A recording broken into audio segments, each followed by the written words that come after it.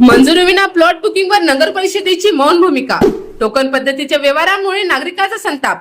नियमांची अंमलबजावणी कुठे हरवली. दर्यापूर शहर व परिसरात नगरपालिका किंवा संबंधित प्राधिकरणाची अधिकृत मंजुरी नसताना सुरू असलेल्या कथित टोकन पद्धतीच्या प्लॉट विक्री व्यवहारामुळे नागरिकांमध्ये तीव्र नाराजी व्यक्त होत आहे. विशेष म्हणजे अशा लेआउटवर कारवाई करण्याची जबाबदारी असलेल्या नगर परिषदेने अद्याप ठोस भूमिका न घेतल्याने प्रशासनाच्या कार्यपद्धतीवर प्रश्नचिन्ह निर्माण झाले आहे. स्थानिक नागरिकांच्या मते अनेक ठिकाणी येणे आदेश, मंजूर लेआउट नकाशा, बांधकाम परवानगी आणि मूलभूत सुविधांची पूर्तता नसतानाही प्लॉट बुकिंग सुरू आहे. तरीही नगर परिषदेच्या संबंधित विभागाकडून कोणतीही सार्वजनिक सूचना, नोटीस किंवा कारवाई होत नसल्याचे चित्र आहे. कायद्यानुसार महाराष्ट्र प्रादेशिक व नगररचना अधिनियम 1966 तसेच महाराष्ट्र नगर परिषद अधिनियम 1965 नुसार कोणतेही लेआउट विकसित करण्यापूर्वी संबंधित प्राधिकरणाची मंजुरी घेणे बंधनकारक आहे.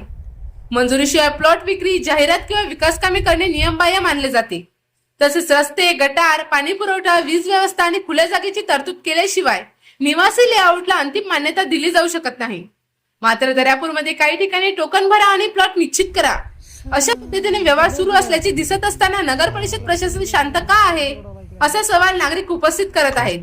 अनेकांनी आरोप केला की संबंधित यंत्रणांकडे वारंवार तक्रार करूनही तपास किंवा कारवाई होत नसल्याने संशय अधिक गळत होत आहे.